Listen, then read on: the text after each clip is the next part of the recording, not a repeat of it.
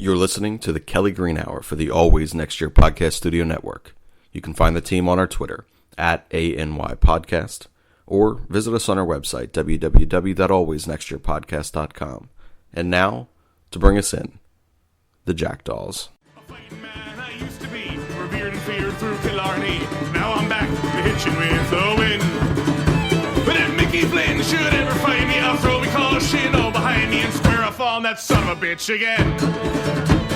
He cracked open a river too, he beat me Sunday through and through, and such over my unconscious frame. I won me healthy sheriff fights, well lucky son still had me life since Mickey Flynn beat me dumb and lame.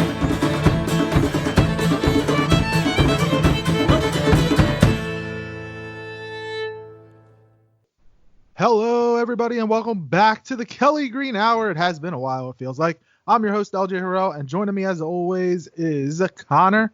Connor, how you doing? I am doing great. It's been a busy couple weeks, though. You guys have your Thanksgiving that for whatever reason, Canadians choose to celebrate in October, and then we're just talking Christmas shopping before this. So yeah. It's been crazy. It's gonna be a crazy another month-ish as we hit into like Christmas and New Year's. But I would like to proudly point out that whereas Shane and Rob have chosen to hide in solitude this week and use Thanksgiving as a vacation excuse, we are still putting together an episode today. Even if it's late, we're still getting one. We're still getting one on. Yep. I did want to say happy Thanksgiving to all those that celebrate Thanksgiving. Hope you enjoyed it with your family, friends, and however you celebrate the holiday. And also, if you went out shopping, more power to you. Because you're a month late, but I'll accept that. You're happy Thanksgiving as well. Yes, I know. That's also one of the things that makes, I don't want to say that makes us recording together difficult, because like with me being in the US and you being in Canada, we have like different holiday schedules, it seems like, for something. So like our weeks there could be a week where you have nothing but open time, but then I'm busy, or a week that I have nothing but open time and we can record whenever, and then you're busy. So it's something that we're working through, but we've done a good job with it, I think. I agree. I think we have. All right. So let's start with, do we even really? I guess we can. I guess we should. Quickly, we will touch on the Eagles' 17-9 loss to Seattle. Fortunately for the Eagles, the Dallas Cowboys have 0 wins against teams with winning records. So the Eagles are still in the division with a 5-6 record. They beat the Dolphins this weekend. They are tied technically in second place because Dallas has the head-to-head, but the Eagles would be tied for first place in the NFC East. As bad as this team has been, as bad as the coaching has looked, as Doug Peterson has looked at calling plays, they're not out of it. And as much as we, the fans, try to bury this team, and I'm not saying me and you, but there are a large number of fans, Like, are we going to say like ESP, hint, hint, wink, yes, wink? Him and Joe Giglio and whatever, like that try to bury this team, that try to say they're out of it. They are not. Week 16 is what's going to determine this team's fate. Week 16, when Dallas comes into Philly, winner of that game will win the NFC East. But it's so hard to project that far because A, we don't know about the health of both teams, and B, the Eagles are so unpredictable right now. The 4 of their last 5 games are against teams with 2-9 records. They could go and lose all 4, which obviously we don't want to happen. We don't think is going to happen, but that's the unpredictability of this season so far for the Philadelphia Eagles. Absolutely. I mean, it's no doubt this team has been insanely unpredictable. And honestly, I think the most consistent thing that we have going for us, and people will rip me for this, is Jim Schwartz and that defense.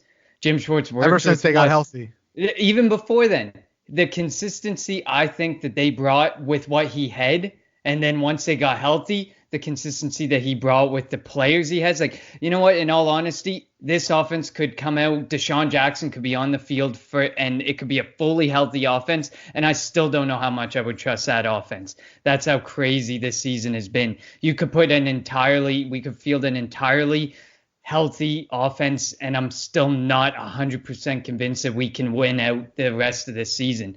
I mean, that's just how crazy it is. But I think that it's just been a constant that the defense has just been there over the last 2 weeks, big time when they've been fully healthy. I am frustrated. I can only imagine what the defense is feeling like right now, because they must just be like, how many times do you want us to give you that ball so that you guys can put us back on that field 2 minutes later? Like, the frustration must be absurd. But the fact that there have been some rumors going around of people talking, and hopefully we got rid of the one person who was talking, the team has generally stuck together, honestly. Besides the coaches giving us some bullshit reasoning week in and week out, like Mike Groh last week saying we worked harder, and then they went into Seattle and it looked like they looked worse than other weeks. And Doug Peterson with J-Jaw earlier in the season and stuff. The team has generally stuck together through this all, and that's what makes me confident that I think we can pull this out in the next few weeks. Obviously, it didn't show in the Seattle game, but I think we're getting there. It's painful, but they're finally going to give J-Jaw some starting time more. He's going to see the ball more. Like, each week they correct mistakes that should have been corrected weeks ago. Well, the one thing that I noticed in last week's game is what took them so long to bring Greg Ward up. Greg Ward had, I think, 6 catches against Seattle, which is more catches than Mac Hollins and J-Jaw had in like the previous 5 games combined. It seems like. So, like, put people on the field that are actually, going to make plays. Greg Ward had a couple third down catches in that first quarter, and then they went away from him. Like, they just didn't get him the ball anymore. And I don't know if that had anything to do with Seattle's defense, or if that was just more of the play calling and the Eagles' inability of staying on the field. They went away from the run again. Jay Ajayi had a couple good runs. Miles Sanders still looked strong running the football, but again, it was still it got to a 2-possession game because it was 17-3. But Doug, again, gets away from the run when you have an undermanned offense. And I get it. Lane Johnson didn't play because of his concussion. He'll be back this week. Brandon Brooks had his anxiety disorder come flaring back up again. So and Dillard, and going back to the right tackle spot, Dillard did not look good at right tackle. So we can throw that out. I do not want to see that happen again. Nope. He's a left tackle. Let him work on perfecting left tackle. Obviously, which we'll discuss in a little bit, the contract extensions for the best right side of the line in football, with Brooks and Lane Johnson becoming the highest paid, Johnson becoming the highest paid offensive lineman in the league, and Brooks becoming the highest paid offensive guard in the league. We know that side is set.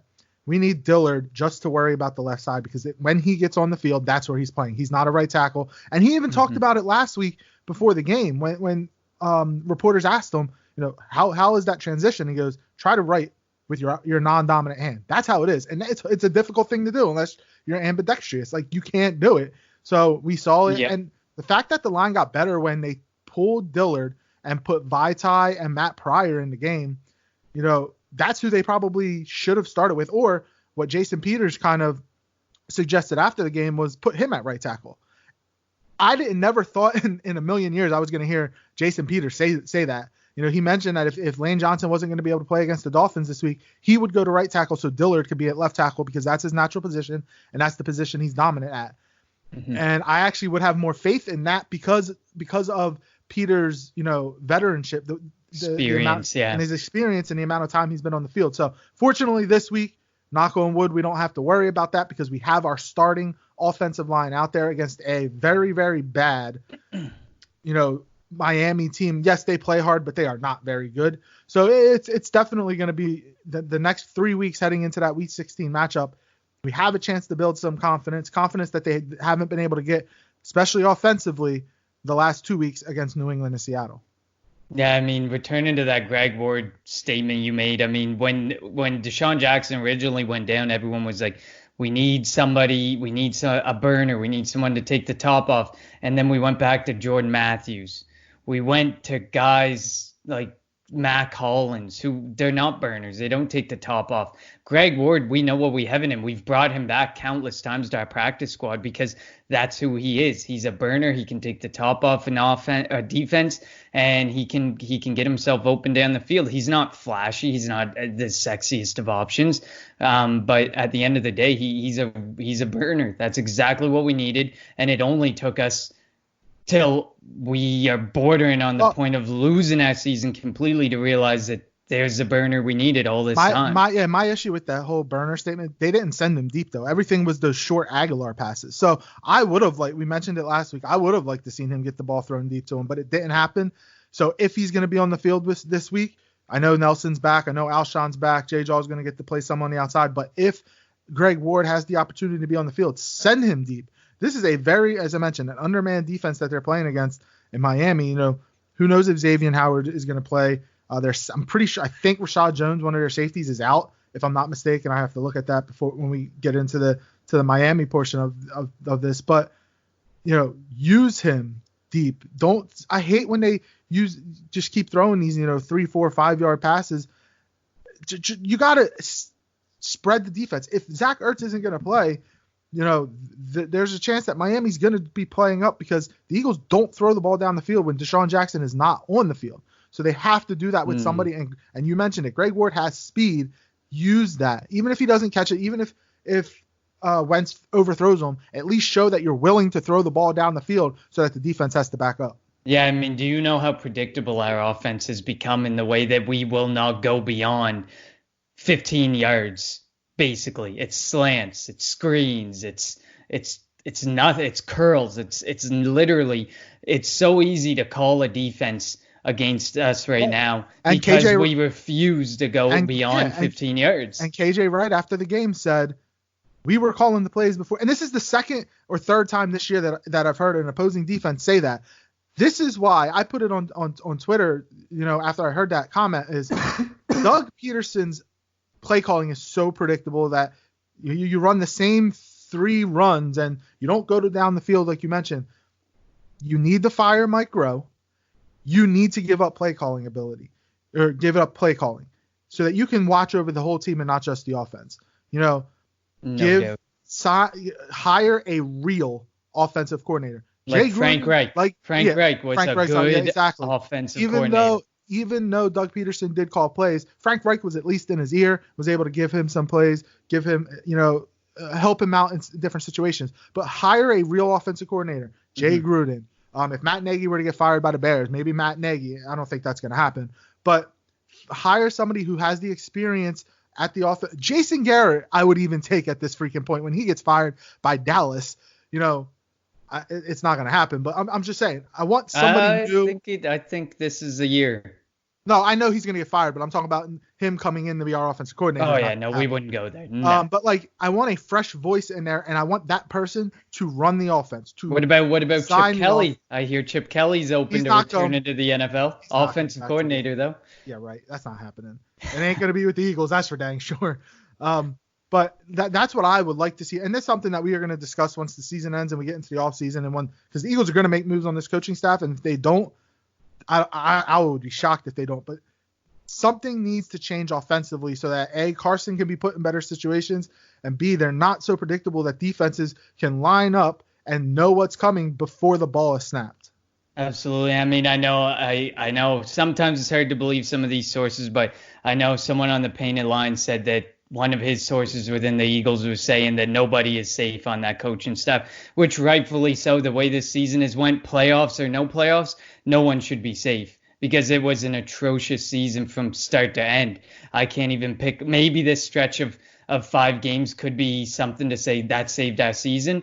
But look, like you just alluded to, 4 of the teams are 2-9.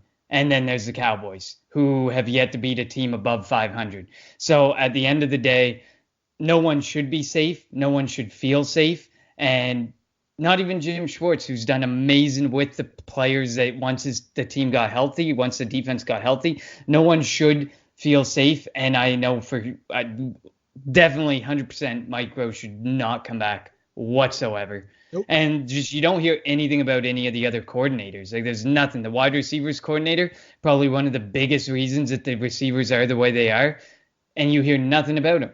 Nothing about him and what he's doing or what they're doing at practice. Just Mike Groh making these very vague, clearly obvious statements, and Doug Peterson doing the same thing. Yeah, and so things definitely need to be changed in the offseason. But obviously that's something that we don't want to worry about now. They're not going to make any in-season. There's still hope. They're not going to make any in-season changes. I'm pretty sure about that. All right, so let's move to week. What are we in now? Week 13 of the National Football League. We saw what happened on Thanksgiving Thursday. Dallas losing to Buffalo. Thank you, Buffalo. The Bears beating the Lions, and the Saints clinching the NFC South after their defeat of the Falcons. We know that going into that dome is really, really tough. If the Eagles make the playoffs and they win a first round match, if the Eagles win the division, they would have a home game.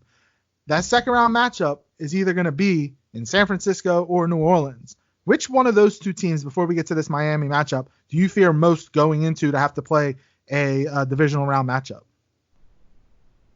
I'm going to say I fear San Francisco more. I mean, I fear the dome more. So if I have to pick, like, specifically, I fear going into that dome over the actual Saints. But everybody's sitting there saying, and I said it earlier, it was one of my overreactions that the San Francisco 49ers were that good.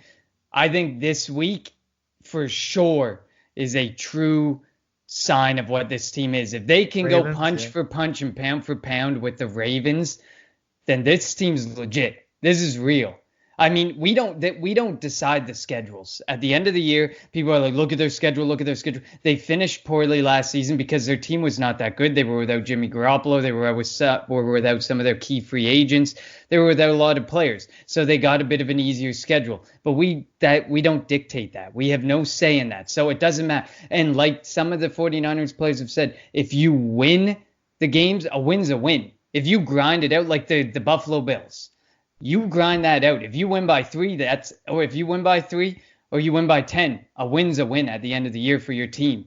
And it all goes towards helping you get to the playoffs. So it's going to be the same with us. We're going to probably have to grind some games out going forward. Even though we're up against 2-9 teams, we're probably going to grind some games out because our offense has been just that bad.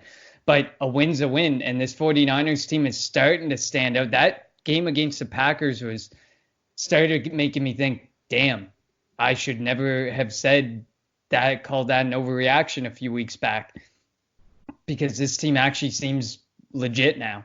They got the defense, and the defense is young, so they still make some mistakes, and they got the offense coming together and starting to click. George Kittle, Deebo Samuel, Emmanuel Sanders was a huge pickup for them. The running game's going pretty good. When the running game's not working, the passing game's working. They find a way to grind these games out against teams who, rightfully so, I didn't think they'd beat Green Bay. I had Green Bay picked. So this week's a big prove-it game for them. If they lose by 3-4 points, if they keep it within one possession all game, I still think this team's pretty legit, because I don't ever beat the Ravens. Now, if they beat the Ravens, they are way scarier than going in to play the New Orleans Saints, because I think we can beat that Saints defense. Yeah, I think the Niners defense is legit. I'm still iffy on their offense a little bit because, look, I know Jimmy G wins games, but I just don't know what he's going to be able to do come playoff time, and that's where I think Drew Brees has the advantage over him. But that defense is really good with Bosa and that front line, Solomon Thomas, all those first rounders they have on that front line. And our offense is not good. And I do love a matchup.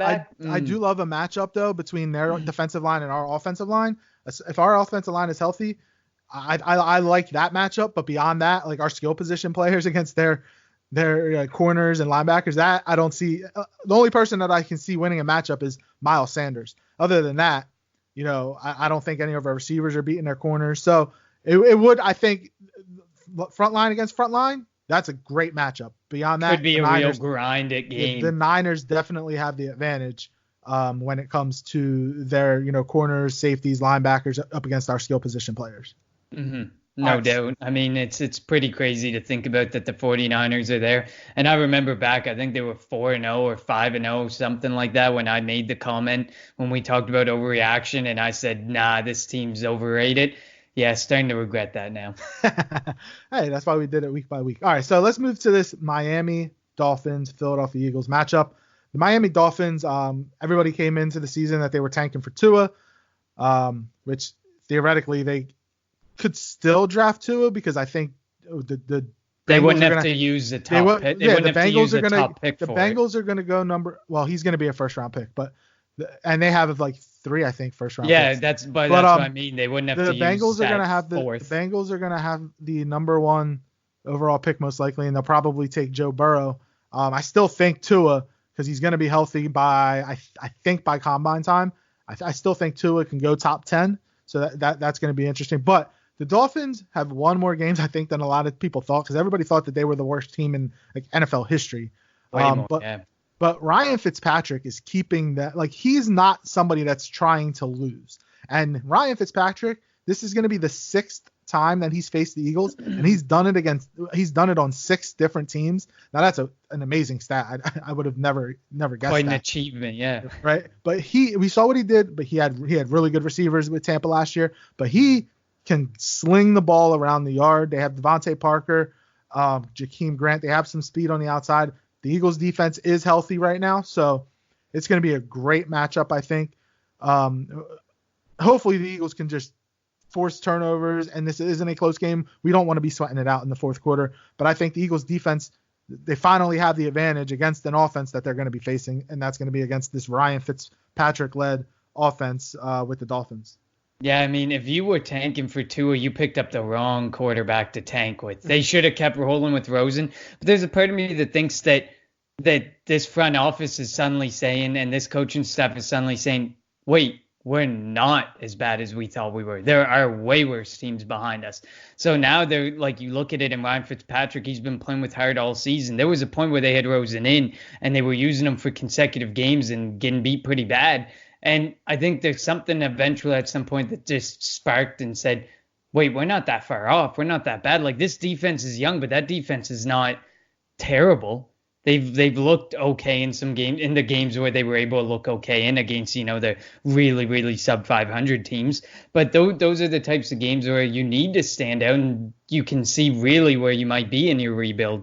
But yeah, they definitely picked the wrong quarterback to tank with, because Ryan Fitzpatrick does not go out there and play to lose. Yeah, and imagine if they didn't trade their best defensive player, Minkah Fitzpatrick, and their best offensive player, in Laramie Tunsil, and their best receiver in Kenny Stills. And then Kenyon Drake. And trade him. Like, if they didn't trade their three or four of their best 5 players, this could be a totally. I mean, they wouldn't win. Yeah, they wouldn't win the AFC East, but they wouldn't be a 2-9 team right now. They could be 4-7, 5-6. No, yeah, they had some legit talent. That just goes to show you the talent that they had. The fact that we were just able to name those 4 names.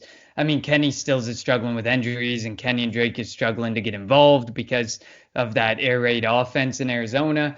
Haven't heard much about Laramie Tunsil. And then Minkah Fitzpatrick, we hear about week in and week out, who I wish we had just given up that damn first-round pick for. But, I mean, at the end of the day, I don't think they're as far off as a lot of people think. I think there's teams further away. I think the Giants are further off. The Redskins are further off. The Bengals are further off. There's some teams that are legitimately further off.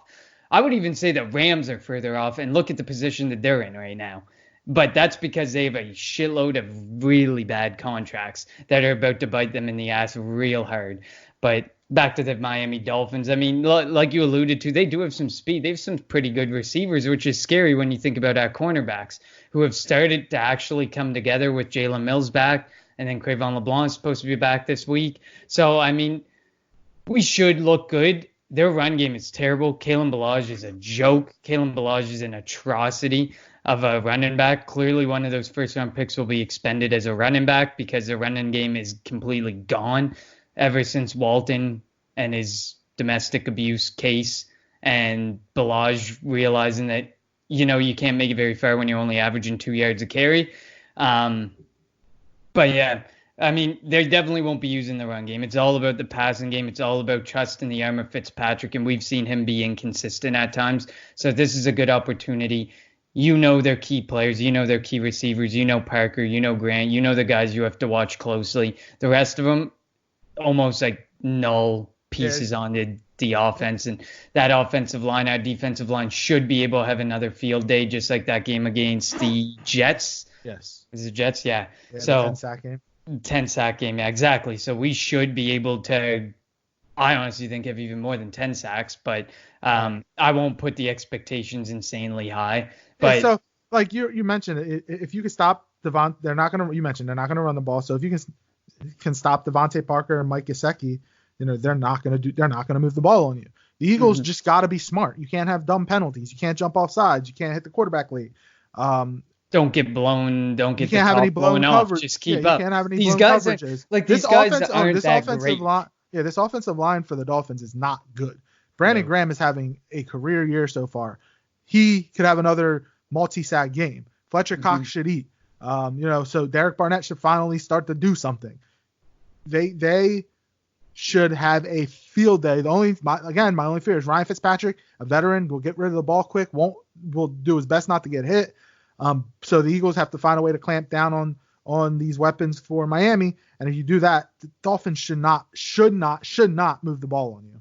They shouldn't, but it's Ryan Fitzpatrick. That's the wild card right there. He, like you said, he's smart. He gets the ball away. He'll throw it away. He's not like Carson Wentz. He won't run around the pocket and try and keep a play alive that should be dead seconds before he leaves the pocket and just throw it away. He's smart. He'll throw it away. He'll get rid of the ball. He won't take those unnecessary sacks if he can by all means avoid them. So, I mean, like you said, the defensive line will be really important, and I think this is a really good opportunity for the guys next to Fletcher Cox to show up too.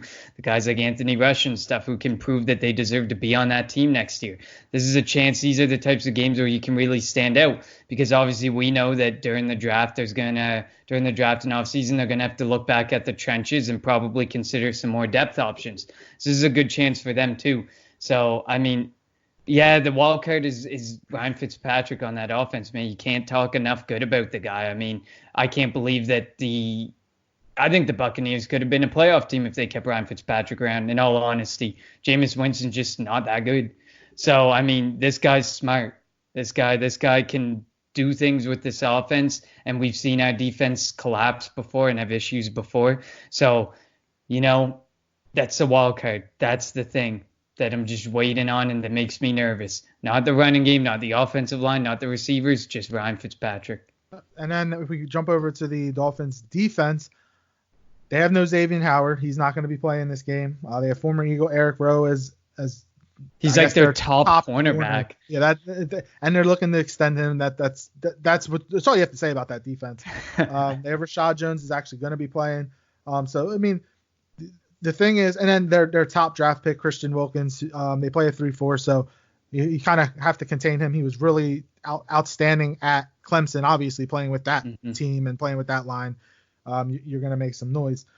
The thing that could hurt or that could help or that could hurt, I guess you could say, the Eagles' offense is Zach Ertz might not play. It hasn't been determined yet. We know Jordan Howard will not play. Alshon's playing. Nelson's playing.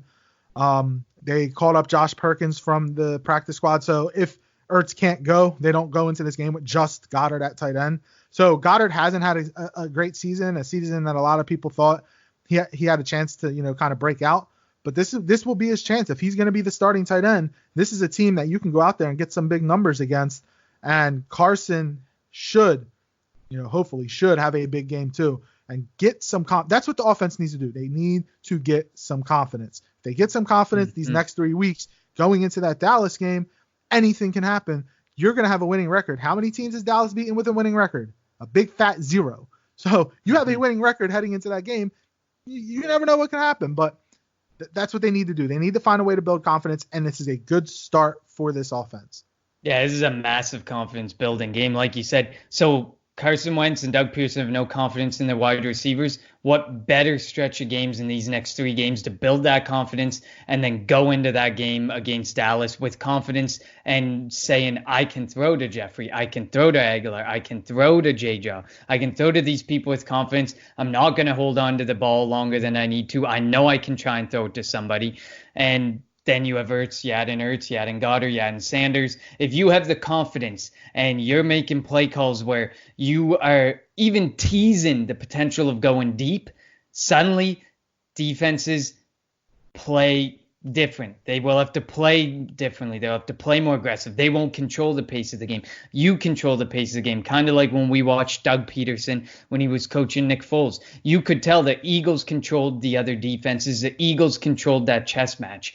Now this year, it's not even. It's like checkers. You can barely call it checkers that they're playing right now. While the other defense is playing chess, they're trying to play checkers. They're trying to figure out what the heck checkers is. So we really need to, this is like you said, a confidence building game. Learn your weapons, learn how to use those weapons, when to use those weapons, where to use those weapons.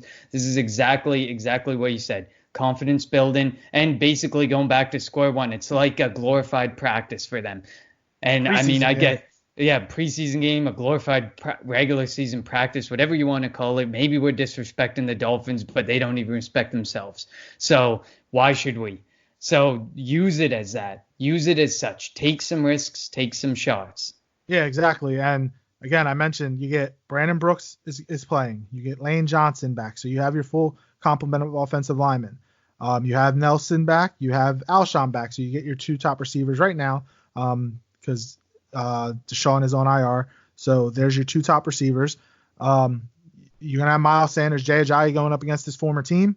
Maybe that gets him some motivation to run harder. I mean, he had a couple good runs last week. They just didn't give him the ball enough. And that's probably because he hasn't played in over a year. So hopefully with having that game experience last week and also getting the practice reps over the last, couple of weeks, they could build more plays into the offense for him.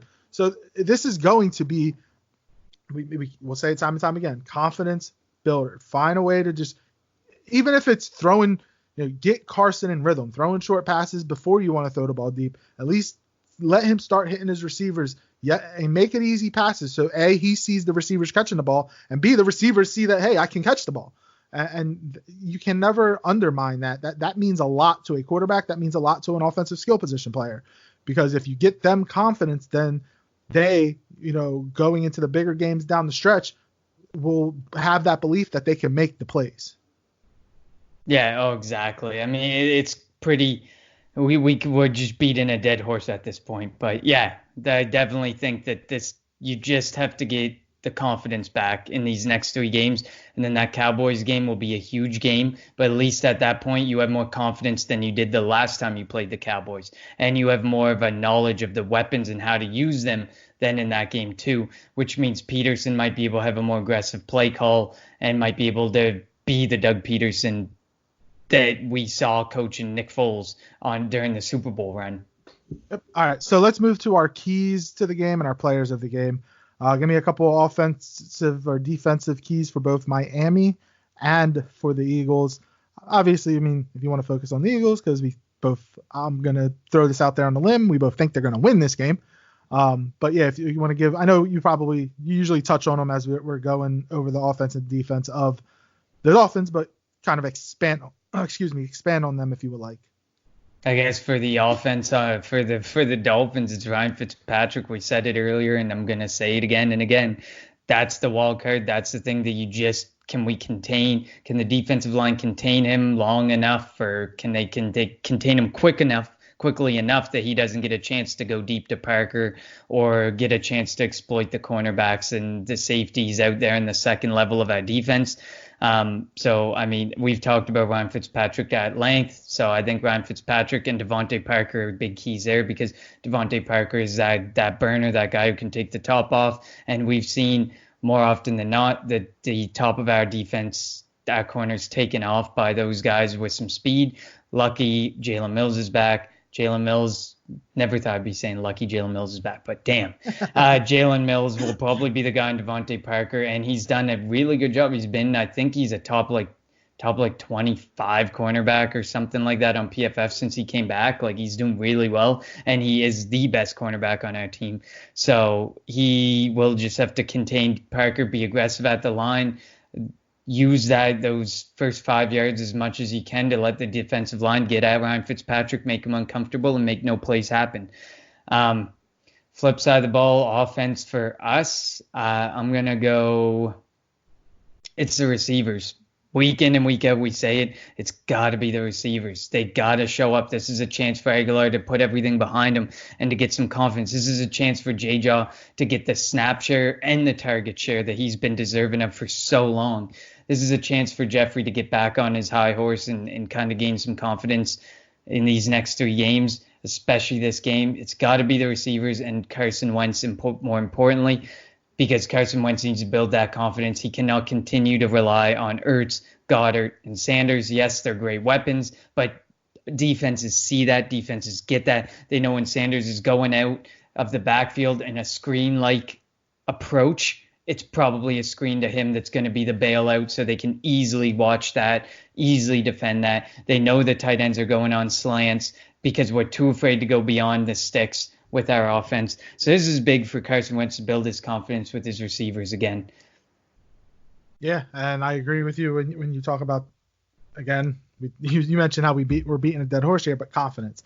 And the receivers need to get it. You're getting your 2 starters back, and then you can build confidence with Ward to get more, and hopefully J-Jaw.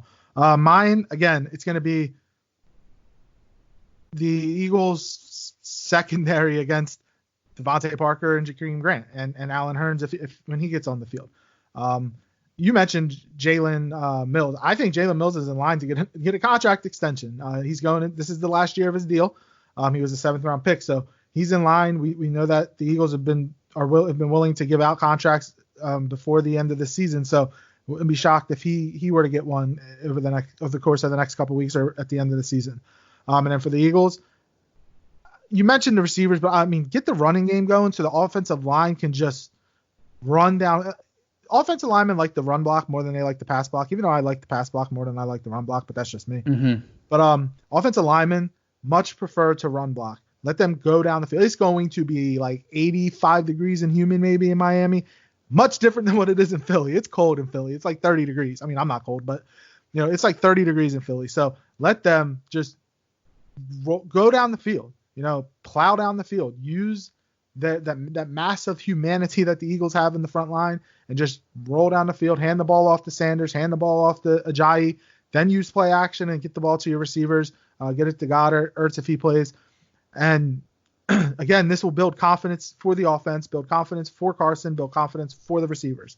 And I think if they can do that, it should be an easy win. I mean, if the Eagles don't win this game by more than 10 points, I'm going to be concerned. That's just me.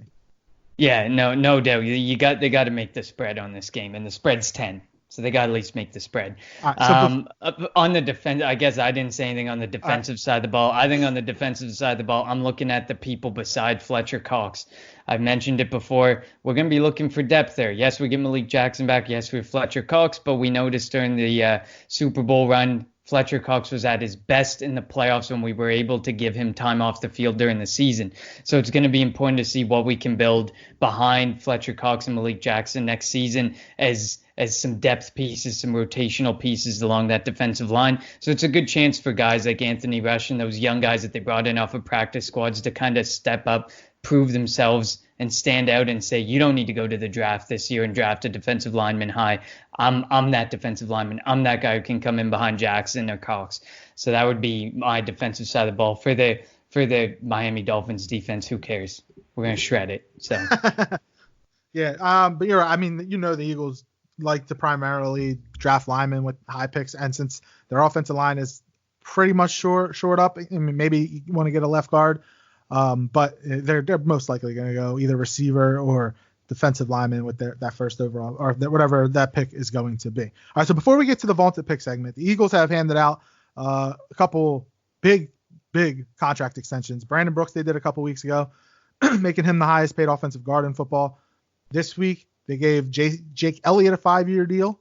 He's missed one field goal, and that was an extra point. He's 16 for 16, I think, 13, something like that. I forget what the exact number is, but he has yet to miss a field goal this season. And then they gave Lane Johnson a big 4-year extension at $72 million, with his guaranteed being about 59-ish million, give or take, making him the highest paid offensive lineman in the history of the NFL. I think, especially the Brooks and the Johnson deals, I think they're great deals. You shore up the best right side of the line in the NFL for years to come.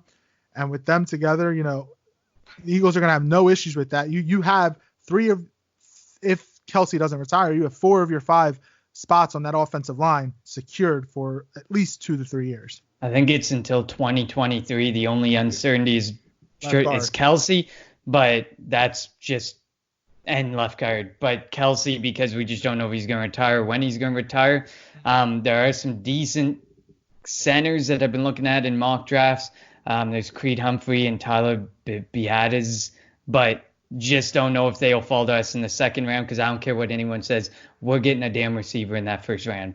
We are getting a receiver, but in the second round, I would be all for a center to cover off Kelsey.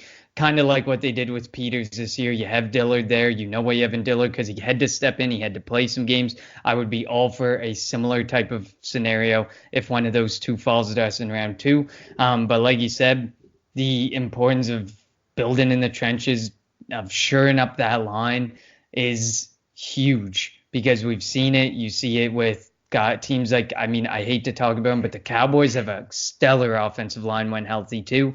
They obviously have to pay a lot of those guys, and they're not going to be able to, and they're going to have to walk. But you've seen the importance of having some good offensive lines, i.e., let's talk Patriots too. They had some really big injuries on that offensive line, and it went to end up showing Brady's age. Brady is old. Father Time can catch up to Tom Brady. It was that offensive line that was so crucial, so key. So you just see the importance of having that strong offensive line, left side, right side, middle side, all the way across. And I think we have one of the best all-around offensive lines in the NFL. With a great coach in Jeff Stoutland. Exactly. As for the kicker, Jake Elliott, look at Bill Maher in the Bills-Cowboys game. Maher, whatever. Yeah, whatever. Fuck, he's a Cowboy. And look at the Bears. Look around at the issues with kickers. If you have a consistent kicker, if you have a guy who misses one in every 15 or 20, give him money. Yeah. Give him money, because that is what this league is. We have two of the best special teamers, I think, in regards to punter and kicker. And we don't talk about it often enough, but Cam Johnston has a cannon of a leg. I agree. He helps the defense so much, because he plants the offenses with some really bad field position that the defense can work to capitalize on. And Jake Elliott, same thing. And we don't talk about long snappers often. Rick Lovato, just a good long snapper. If you're making the snap, if you're making it easy for the holder. If their name's not being said, that they're doing their job. Exactly. So same with Lovato. If you're seeing the target, you're hitting Cam Johnston's hands on the field goals. You're hitting his hands on the punts, and you're not. We've seen it with some other teams where they cannot get the snap off, or they snap and it's overheads and stuff. You're doing a good job. So they locked down some key pieces, and that's really good for us and really good for the future of our team. I agree. And who do you think, before the end of the season, that Howie's going to look to extend? You think he's going to, or he's going to wait until after the season? I honestly Jenkins, Zach Ertz. I think Zach Ertz is more important than Malcolm Jenkins at this point. Malcolm Jenkins has been having a bit of an off year, so it just goes to show that he could be replaceable if the dollar value is too high. I actually think he's had a good year. I actually disagree with you on that. He's had a solid year, but not like to the standards that he's had, but in prior years. But I mean, he is going north of 30, so he's getting a little older. I'm looking at Ertz and Mills, honestly. I mean, we gave Darby the opportunity this year. I think Darby's gone, so you need a cornerback one to step in. And it's crazy to think about calling Jalen Mills a CB1 for us. I don't think he isn't, but he's playing as a very key cog to the secondary and to the cornerbacks, whether it just be his attitude, whether it be his swagger, whether it be the finger wag when the guy throws 5 feet over his receiver's head, whatever it may be. I think it's going to end up being Ertz or Mills next. I wouldn't be shocked if it was Rodney McLeod either, because he's also had a pretty good season. I do think one of the two safeties are coming back. I don't think both of them are coming back. Mm-hmm. I mean, I wouldn't be shocked if they both came back, but I still don't see it. All right.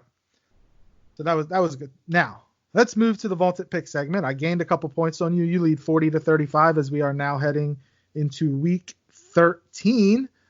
Last week, we both picked the Seahawks to beat the Eagles with a 21-17 score. They won 17-9.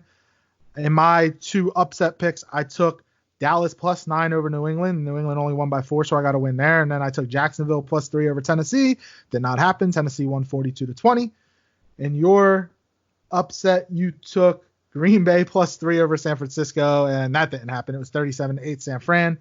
Mm-hmm. And you took Pittsburgh +6.5 over Cincinnati. That was a loss because Pittsburgh only won 16-10. You got killed by the hook. That's not fair. That's just not fair, man. You got killed by man. the hook. All right, so week 13 games. We'll obviously pick the Eagles, Dolphins last. What's your first pick, Connor?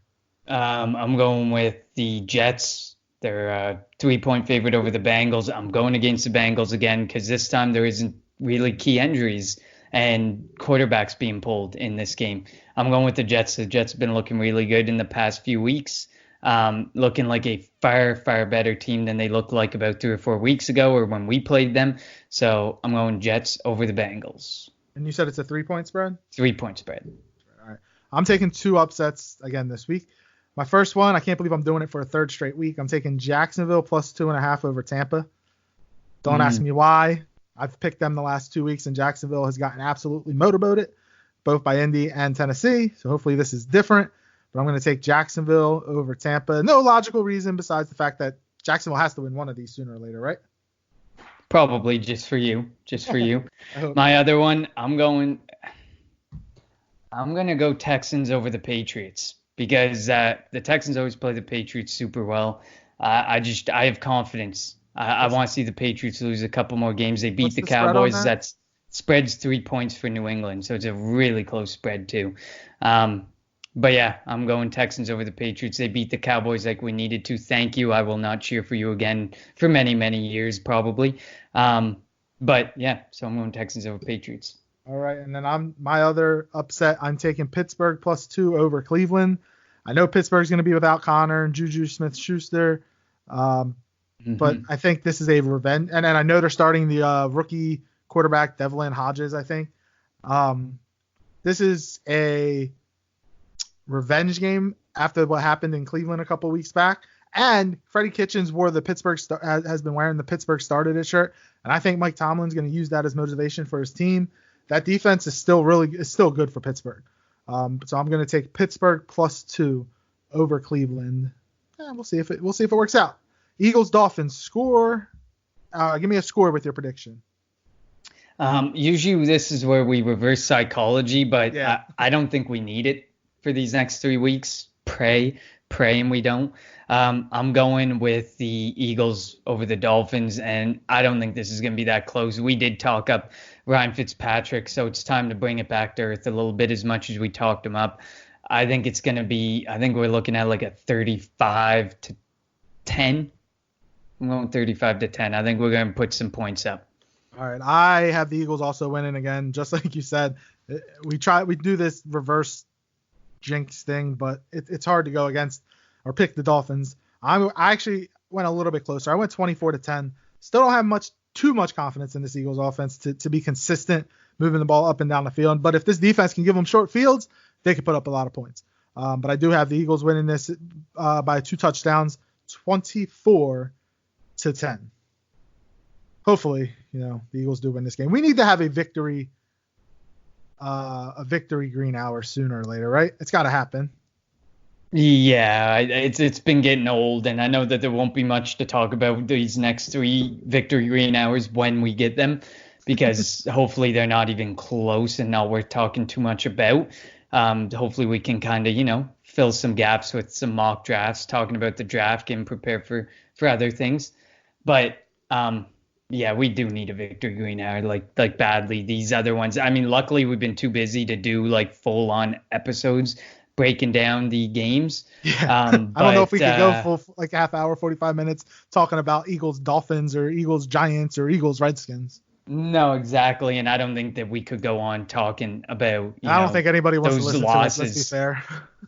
No, exactly. We're trying to spare the listeners a little bit. All right. So Eagles, Dolphins, Eagles win, an Eagle win, excuse me, ties the Eagles with the Cowboys for first place in the NFC East. Then they get the Giants on Monday Night Football on December 9th.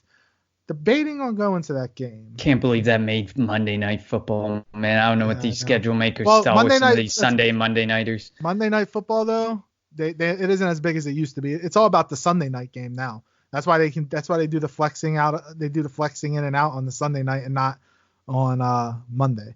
The Monday night game, because you have that crappy, Joe Tessitore and Booger McFarland. Like, it's a terrible product that ESPN puts on for Monday Night Football, in my opinion. So, like, it's not as big as it used to be.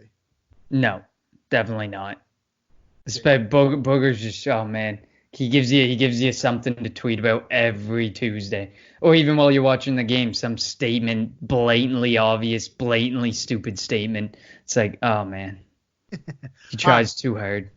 As always, you can reach out to us on the Always Next Year podcast Twitter at ANY Podcast. We try to tweet from there as much as possible, send out polls.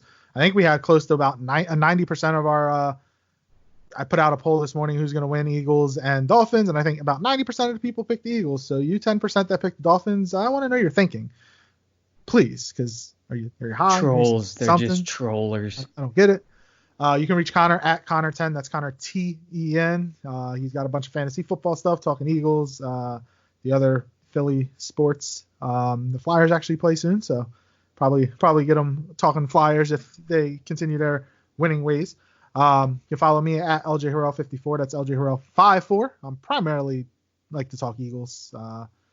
Trying to figure out a plan on how the Eagles can improve this offseason. I know I don't want to think that far ahead, but last week's game.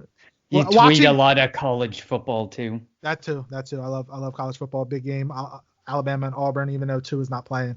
But still, like on Thursday, I tweeted after the wide open touchdown by Kenny Golladay. Why do receivers on other teams always seem to get wide open, but the Eagles receivers look like they're running in quicksand? Even Nelson Aguilar, who's supposed to have speed. Because we don't know how to draft wide receivers. That's why we have the legitimate opportunity, depending on where we land, to get a guy like Henry Ruggs. So you don't go cornerback like some people are thinking, or linebacker like some people are thinking, and you draft the right damn receiver for a change. Get an Alabama receiver, you'll be good. That's all I got to say. I want Jerry Jeudy, but I think he's going top 5. He'll probably if we finish at a point where we can get Jerry Jeudy, it means we lost probably 4 or 5 of these games, and we don't deserve Jerry Jeudy. Jerry Jeudy, though, he's going to get drafted by the Giants, and Daniel Jones is going to be throwing to him with Saquon Barkley in that backfield. If they can build that offensive lineup, that offense has a chance to be good. That's my prediction, like week 13 of the NFL season right now. But you never know. Makes sense. It's fair. Yeah. Any final thoughts before we head out, Connor? No, man. It's the Dolphins. It's the Dolphins. Fly, Eagles, fly. Let's go. Let's see some offense. There's going to be a lot of Eagles fans. Chad Johnson actually tweeted out he was going. He was at the Miami airport because he lives in Florida in the Miami area, and he was flying out of Miami. And he said there was a mob of Eagles fans, 100 deep, and he said it was so awesome to see. And I love following Chad Johnson on Twitter, by the way, because he is so he loves to talk to the fans. And just having him tweet about all the Eagles fans that were in Miami, it was pretty cool. Eagles fans are some of the best traveling, supporting fans in sports. Like not just the NFL. They took remember in 2017 they took over both LA stadiums. You go out to LA twice, they took them both over. They went to the Super Bowl, they took over the Metro or wherever that stadium is called now in Minnesota. It had to have been at least 75% Eagles fans compared to Patriots fans. Granted, Patriots fans are used to going to the Super Bowl, so maybe that's why. But yeah, Eagles fans, you're right. Eagles fans travel great, and you'll see it this week and this is the last time the Eagles have to take a plane. This week going to Miami, they have to fly. Then they go to they host the Giants, so that's a home game. Then they go to Washington. They jump on a train. Then they host Dallas, and then they go to Jersey, which is a bus ride or a train ride. So they don't fly again. and which they wouldn't fly again until week 2 or to the divisional round of the playoffs if they were to win in the wild card if they make it. So this is a really good back end of the schedule, which we talked about early on this year for the Philadelphia Eagles. Mm-hmm. Absolutely. All right. For Connor, I'm LJ. Thank you for listening to the Kelly Green Hour here on the Always Next Year podcast. Let's go Eagles. A fighting man I used to be, revered and feared through Killarney. Now I'm back to hitching with the wind. But if Mickey Flynn should ever find me, I'll throw me caution all behind me and square off on that son of a bitch again. He cracked open a river too, he beat me Sunday through and through, and such eager my unconscious frame. I won me healthy sheriff fights, well lucky son, still have me life since Mickey Flynn beat me dumb and lame.